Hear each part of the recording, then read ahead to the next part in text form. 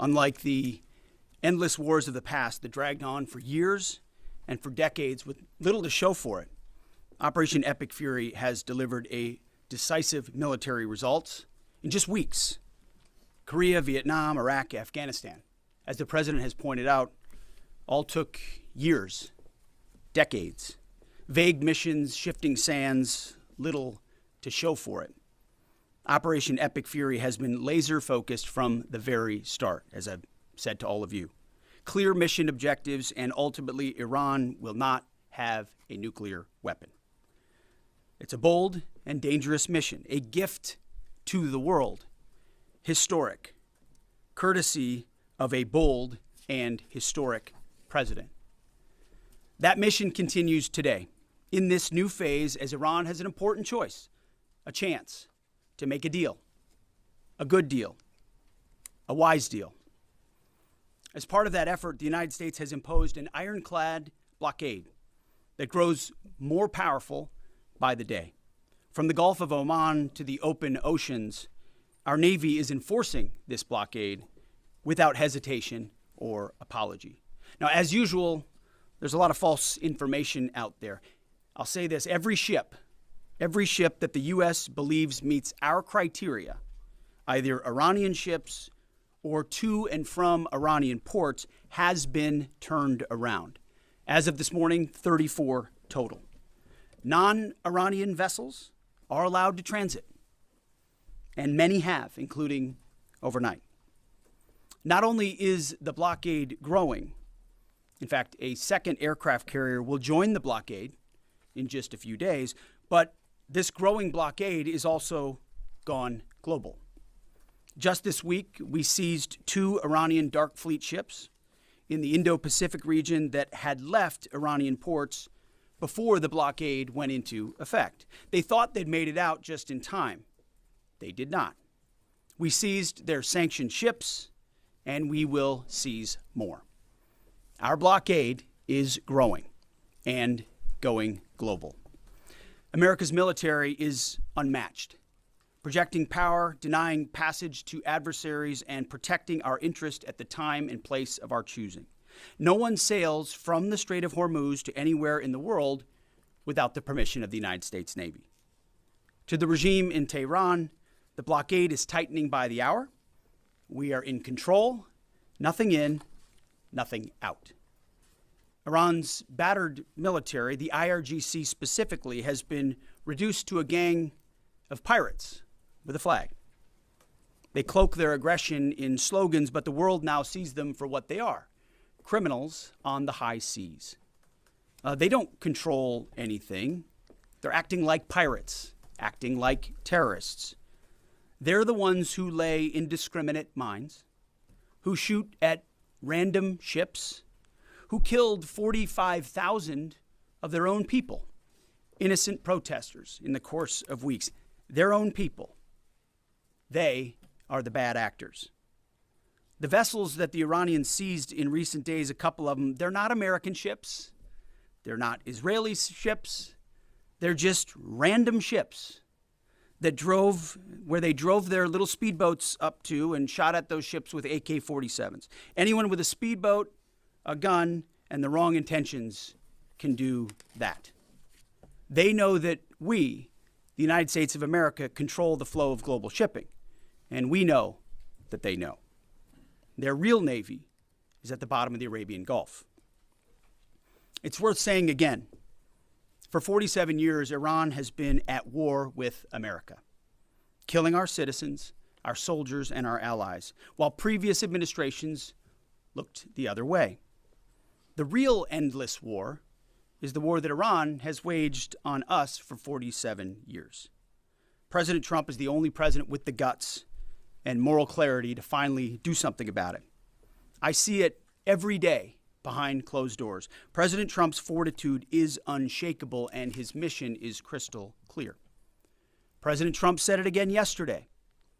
We have all the time in the world, and we're not anxious for a deal. And I hear him say it every day in private as well. Iran knows that they still have an open window to choose wisely. As we said previously, choose wisely at the negotiating table. All they have to do is abandon a nuclear weapon in meaningful and verifiable ways, or instead they can watch their regime's fragile economic state collapse under the unrelenting pressure of American power. A blockade as long as it takes, whatever President Trump decides. Because the bottom line remains the bottom line. Iran will never get a nuclear bomb. The choice is theirs, but with this blockade, the clock is not on their side. Moreover, President Trump has authorized the United States Navy to destroy any Iranian fast boats that attempt to put mines in the water or disrupt passage through the Strait of Hormuz, to shoot and kill. Our commanders have clear rules of engagement.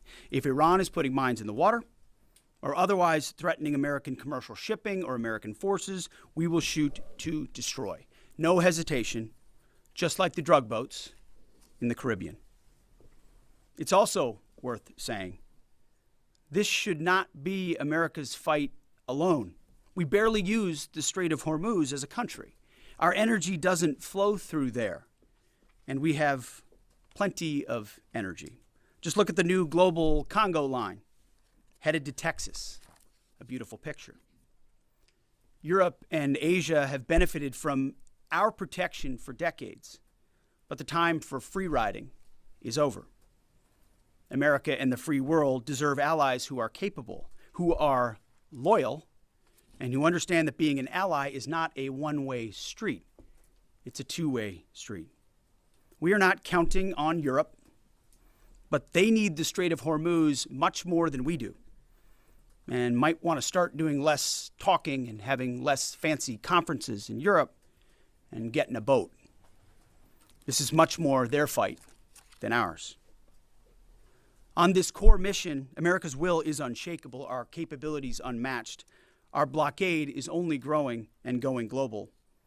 And as the president said, we have all the time in the world.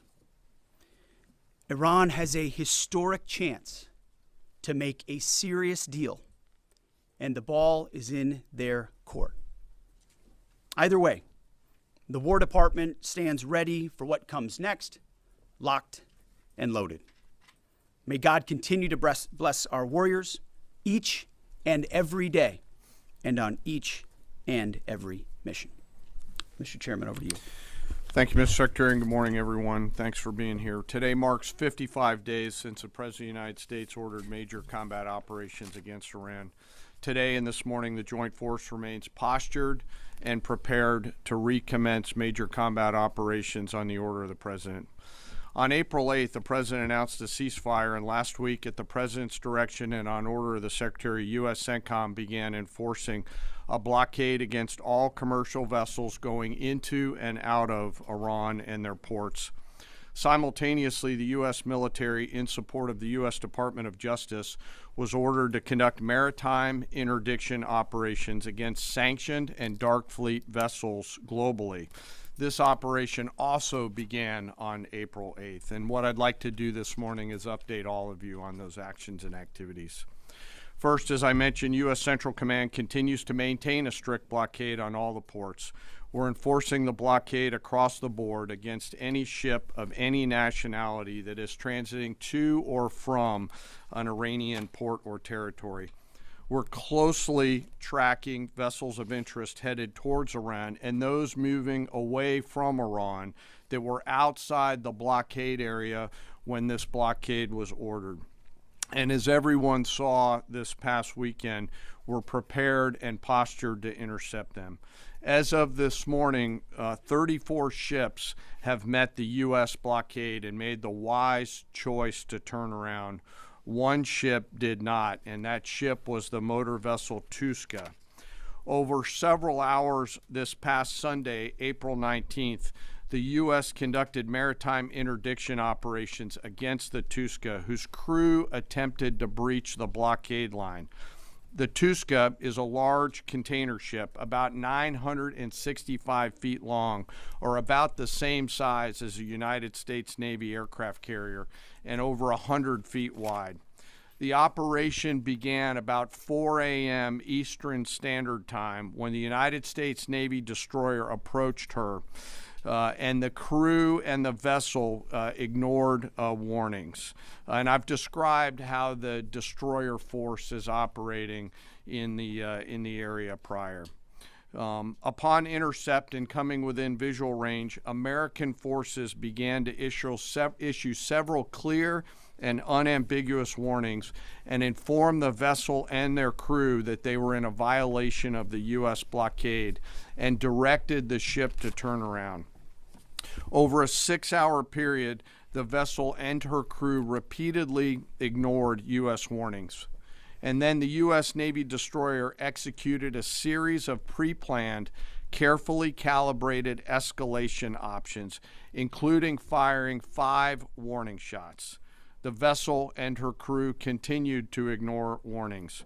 And after exhausting all other measures, CENTCOM authorized disabling fire against the Tuska. U.S. sailors warned the crew of the Tuska to abandon the engine room, and at approximately 9 a.m. Eastern Time, the destroyer disabled the Tuska's engine by firing 9 inert rounds from the destroyer's Mark 45 5-inch guns precisely into the engine room and engine space on board the Tuska.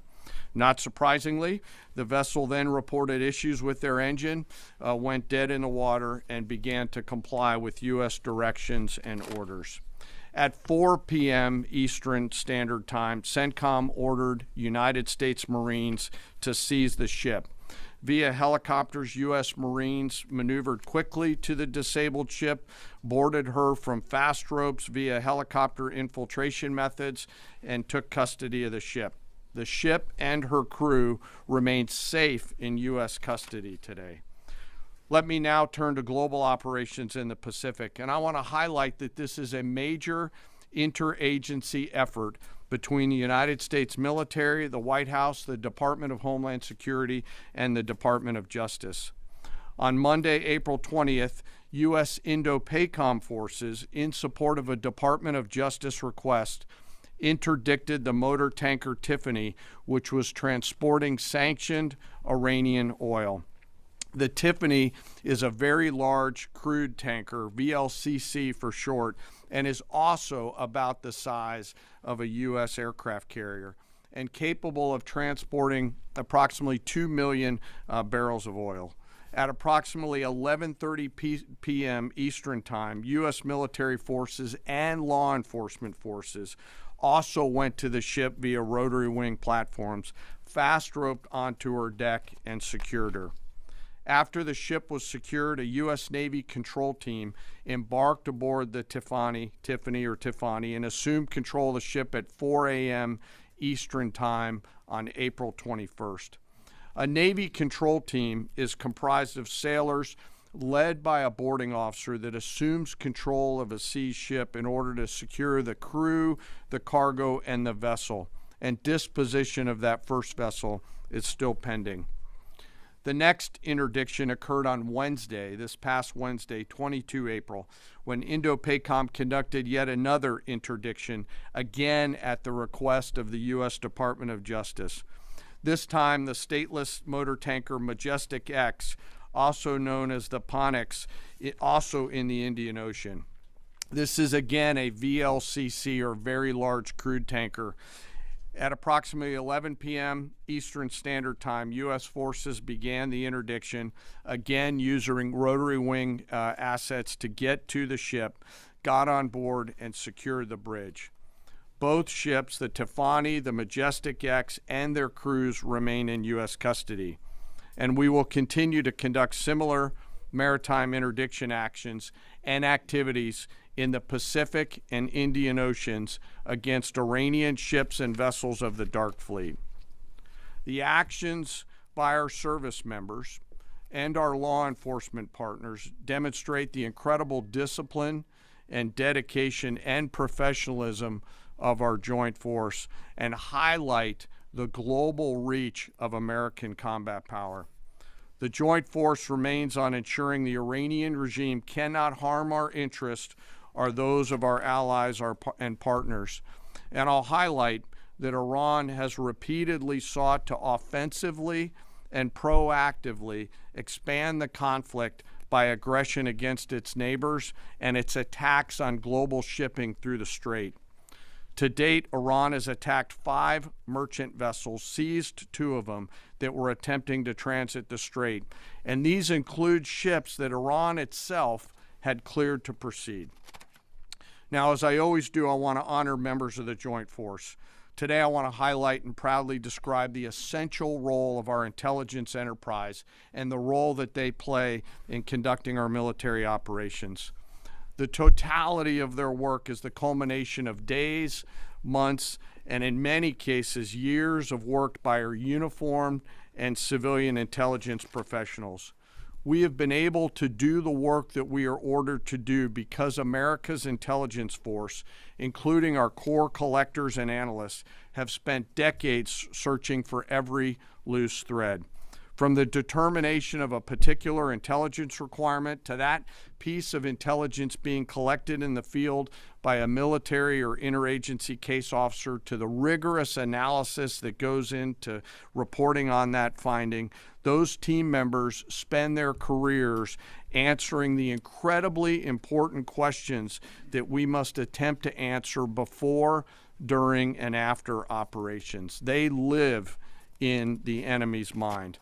Normally located behind the green door or behind the vault door in dark, windowless rooms across the world, 24 hours a day, 7 days a week, 365 days a year, are world-class intel members from DIA, our service intelligence components, NSA, NGA, CIA, NRO, and in the case of the operations that I've just described, the Office of Naval Intelligence, all work tirelessly to sift through the mountains of collected information using tools, tactics, techniques, and procedures that I'm not going to discuss today. The sun never sets on these world-class professionals, and their goal is every minute of every day to be on the account. And they know the enemy. They know their combat capability, their weapons, their industrial and economic systems, and they know their leaders' pattern of life, where they go, what they think, and what they do. Thanks to their work, we know Iran, and it is an incredible work that they do. Again, none of our operations that we've conducted during my time in this job could have been done without the service of these intelligence professionals. And the distance from those core collectors and those analysts to those Patriot crews who are defending U.S. forces forward or the fighter pilots is incredibly small. Every single day, as their mottos say, they are committed to excellence in the defense of the nation and to securing the future, and they're doing the work of the nation. Before I close, as I do every time, I want to highlight and remember our fallen. Today, I want to highlight the 63 victims of the terrorist bombing of the U.S. Embassy in Beirut, which occurred 43 years ago, just a few days ago, on April 18th, 1983. At that time, this was the deadliest attack on a U.S. diplomatic mission, and this was the first attack conducted by Iranian-backed forces on Americans. The suicide bomber detonated a vehicle-borne improvised explosive device out in front of the embassy, killing 63 innocent people, including 32 Lebanese, 14 visitors, and 17 Americans. And among those lost, members of the Joint Force to include 3 Army soldiers and 1 United States Marine. We remember their names: Sergeant First Class Richard Twine, Staff Sergeant Ben Maxwell, Staff Sergeant Mark Salazar, and United States Marine Corporal Vincent McMaw. Today we remember them. We carry on their memory and the memory of all our fallen, and remain grateful for their sacrifice and that of their families, who continue to show us what courage looks like. As we continue to press forward and maintain these operations, the Secretary, the Joint Chiefs of Staff, and I are deeply humbled by the spirit, tenacity, and commitment and grit of the 2.8 million members of our Joint Force. The Secretary and I thank every member of the Joint Force engaged in this operation, every warrior who remains deployed or who is supporting from here at home. Thank you to, and thank you to your families.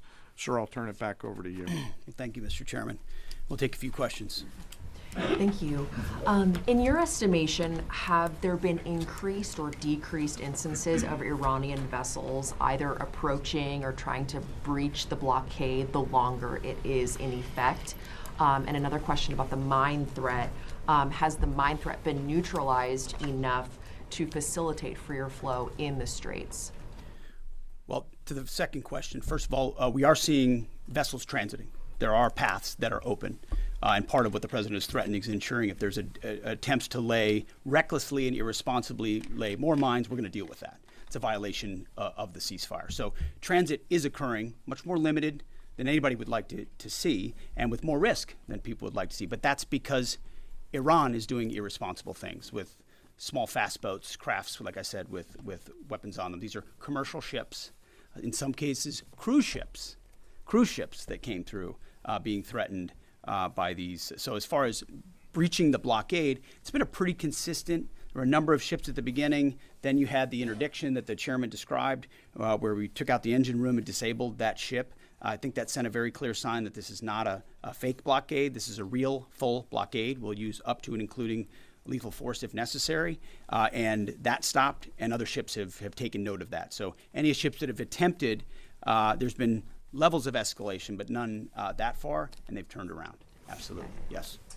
Good morning, Mr. Secretary, Mr. Chairman. David Zier, Real America's Voice. To follow up on Alexandra's question, how big are these mine-laying boats? Can they be achieved from fast boats? And I wanted to follow up my last week question about as jet fuel stocks in Europe reportedly are only about 6 weeks left. They get most of the jet fuel from the Gulf. Have any European countries reached out to assist in cordoning off the strait and participating in escorts? I know there's a lot of talks. You saw I would call it a silly conference in Europe last week, where they got together and talking about maybe doing something eventually when things are done. Those are not serious efforts yet. We would welcome that. We would welcome a serious European effort to do something about this strait and this passage, considering it's their energy capabilities that are most at stake. I think it's a wake-up call. It's a wake-up call for countries around the world. Either you have capabilities or you don't. Otherwise, you're at the behest of a country like Iran, and the only country that can do something about it is the United States military.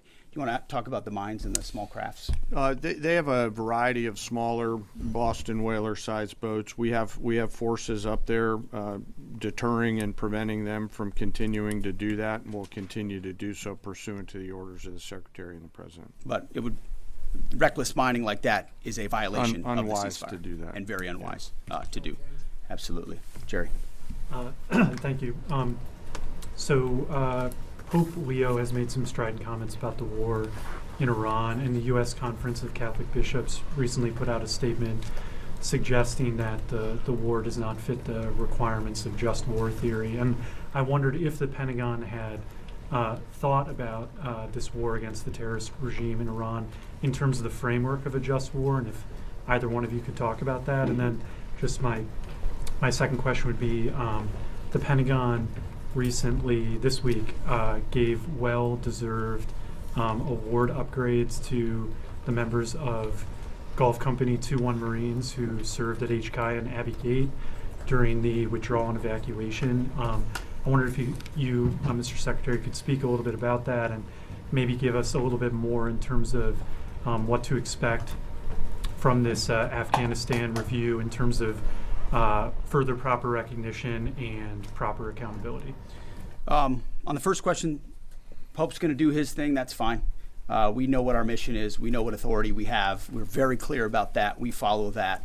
The orders of the president. We've got lawyers all over the place looking at what we're doing and why we're doing it, and giving us every authority necessary under the Constitution and under our laws to execute it. So we feel very confident across the spectrum about what we're doing and why we're doing, and the legal justification that we're following in order to do it.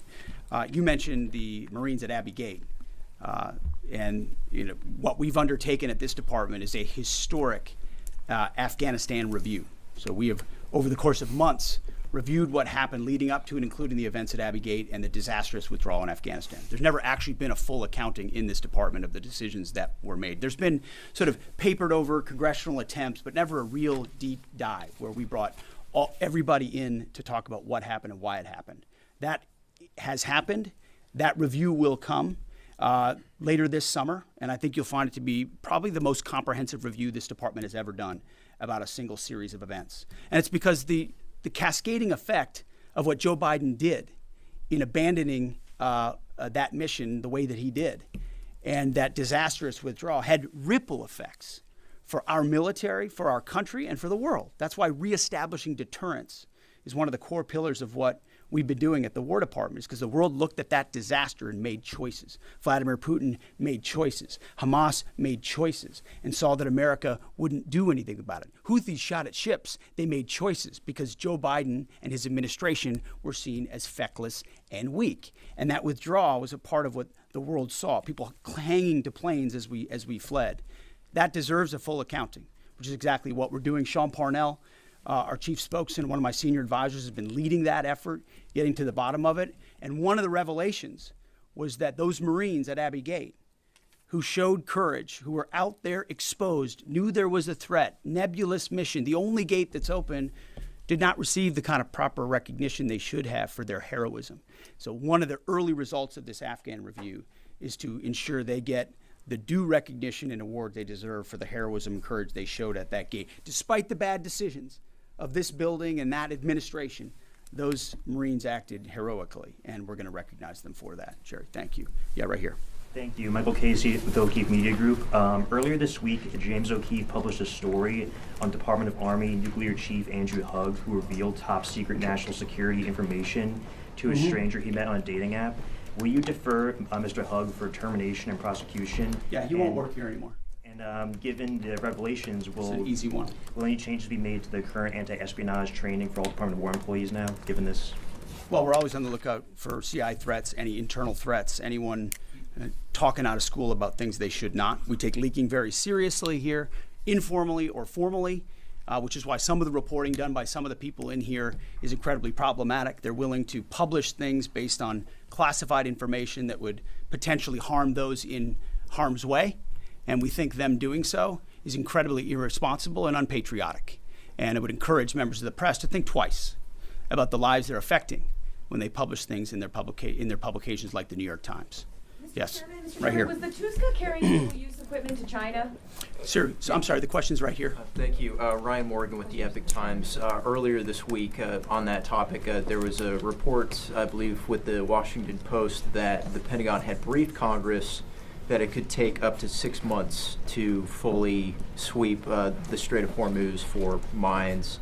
I was wondering if you could comment a little bit more on the specifics of the timeline, the range of time that it could take, and then just a general idea of how many mines have been placed. We would not speculate on a timeline. I saw that report. It was based on, again, another leak from a closed-door session, which was supposed to be classified, and apparently, allegedly, that was something that was said about we feel confident in our ability in the correct period of time to clear any mines that we identify, and would encourage other countries to be a part of such an effort as well. But we're tracking that very closely. Mr. Chairman, do you want to add anything to that? No, sir. I think Okay. you covered it.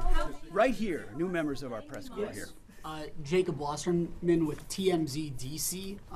We have two questions. I'm going to ask the first. My colleague will ask the second. You know, I've heard you talk a lot about bombing. We'll see. Sorry? We'll see. Okay. I've heard you talk a lot about bombing people and places. And when you give these orders to carry out this extreme level of violence, what's going through your mind and your body? Do you have like an adrenaline rush? Are you scared? Do you feel like you're on a power trip? Just walk us through and paint us a picture of what it feels like mentally and physically. It's a very TMZ question. My only thought process is to ensure that our warfighters have everything they need to be successful, defeat and destroy the enemy, and they come home. I want them to feel empowered, to have every authority they need within our rules and within our law to bring maximum violence to the enemy. Because war is violent, war requires doing difficult things, but I want our people to feel empowered, so it's our guys that come home and their guys that do not. And Sure, I'll give you one chance. Charlie Cotton from Team ZDC. You changed the Department of Defense to the Department of War. Would you consider changing the name again to the Department of Peace, since that's what we're all after? Well, that's the pursuit. It's a great question, actually. You go from defense to war because you want to be proactive about peace through strength. And really, I gave a speech in front of generals about what the ethos of the War Department is all about, because I wanted to go through every echelon of this department. It means something. It's not just words. And when you fight a war the right way, the idea is on the other side you bring about peace. That is what we'd like to see the most. In fact, I once did a video about the one institution that should win the Nobel Peace Prize every single year is the United States military, because we are the guarantor of the safety and security, not just of our country, but of a lot of people in this world. Last question. Yes, sir. Thank you very much, Mr. Secretary. I do appreciate your time. Since February 28, 725 drones and missiles have hit the Kurdistan region as your loyal ally, killing 22 people and injuring 100 others. Even after the ceasefire, Mr. Secretary, 20 more attacks were carried out. My question is, does that ceasefire include Iraq and the Kurdistan region? And really, what is your clear policy toward proxies?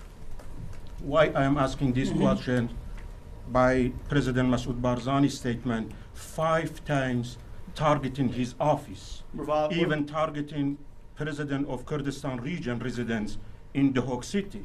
We watch it very closely, and that area and those folks, the Kurds, deal with a lot of what the IAMGs or the proxies are capable of doing, and a reminder of the reverberating effect of this Iranian regime. It's not just what it does to its own people, killing 45,000 of its own citizens just recently, but it's also the terror they've brought to the region. And so getting a good deal and making sure they can't wield a nuclear weapon over top of those proxies is why this mission is such an important one. Thank you very much. Appreciate it. Thank you.